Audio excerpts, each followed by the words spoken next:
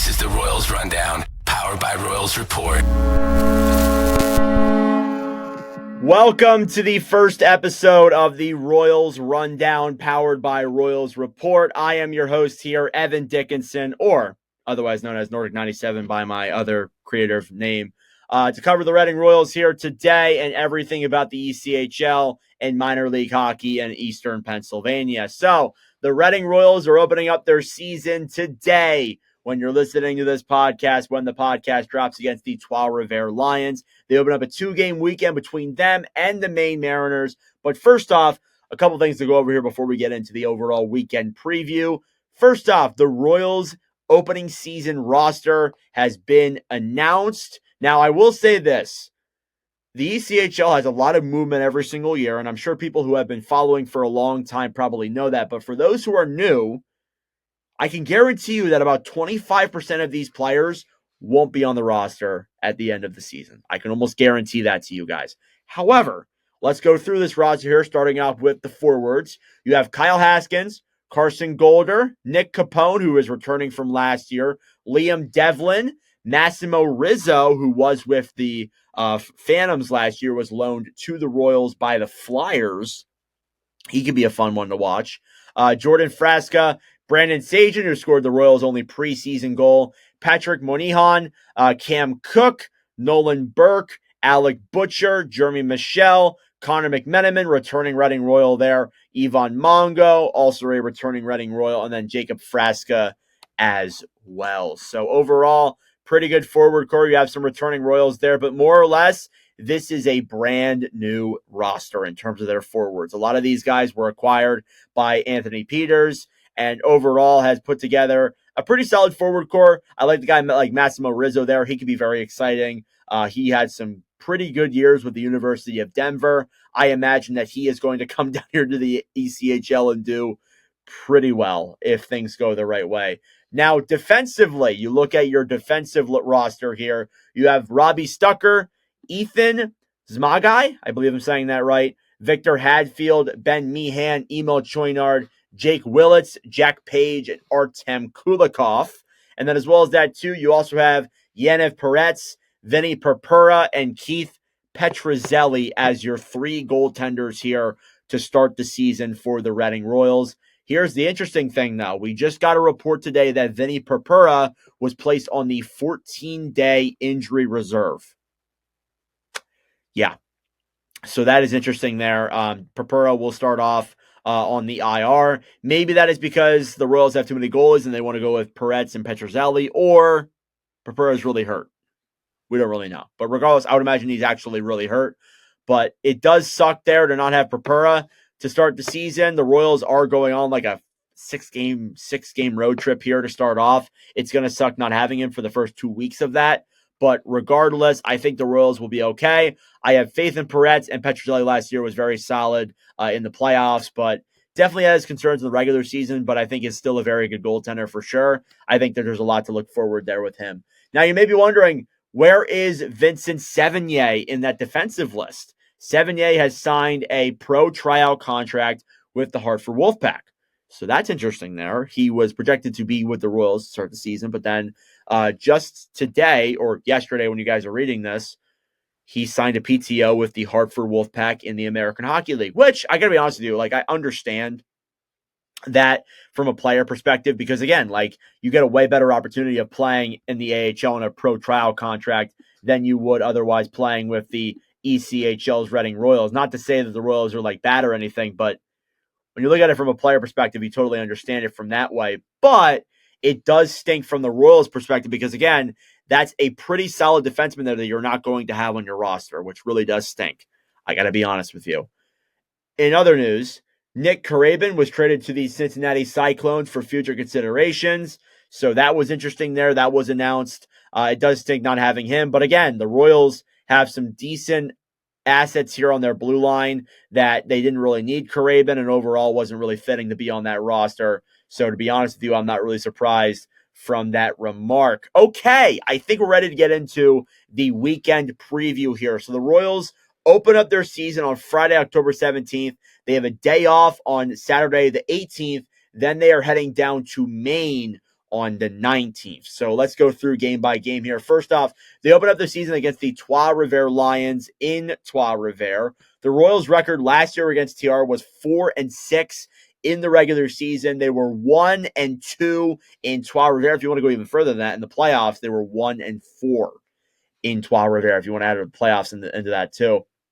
Obviously, this is a rematch of the 2025 Kelly Cup playoff first round between the Lions and the Royals. Obviously, the Lions swept the Royals in that series and went on to go win the Kelly Cup. So regardless there, whether you want to think about that or not, I feel like this definitely is going to have a little bit of a feel to it. But I will say this, the majority of this team is new players. So maybe there isn't that feel to it. But regardless, Trois-Rivières is still Trois-Rivières. The player to watch out for me, when I looked at the Lions, is Anthony Burgard, who had 67 points in 67 games played last year, scored 21 goals, or scored 10 goals in 21 games played in the playoffs. Get your numbers right.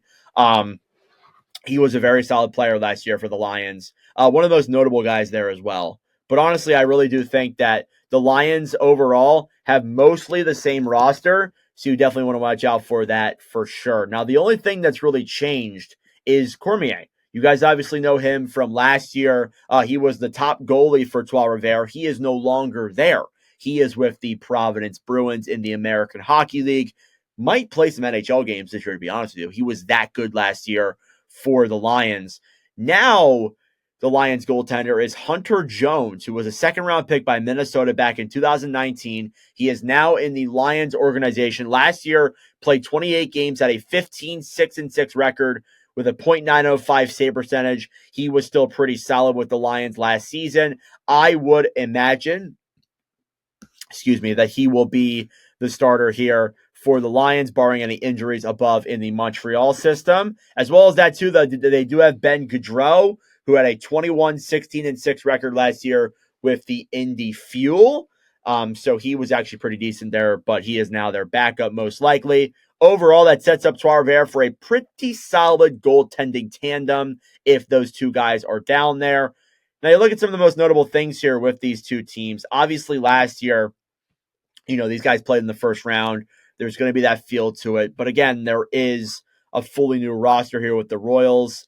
And obviously, Trois-Rivières opening up their season against Reading. And I feel like the Reading Royals want to go in there for sure and kind of want to spoil things up in there 100%. Because again, and I'm going to say this with Maine too, the Royals started off last year on the road as well, and they really struggled. A lot of their season last year in the first half was on the road. Now, this year's a little bit different because they do start off with the first 3 weeks on the road. They do. However, they do have a little bit more of a split schedule in terms of their road games and their home games. They're not really on the road like for the majority of November and December this time around. They are pretty much evenly split, I would say. They have some games at home, some games on the road in each month. But more or less, their schedule's more split up now, but they do start off for the first 3 weeks on the road. The reasoning for that is because Santander has concerts. So there you go. But regardless, obviously, they're going in there. They're playing Trois-Rivières on Friday. They have a day off on Saturday. Then they go down to Maine and take on the Maine Mariners.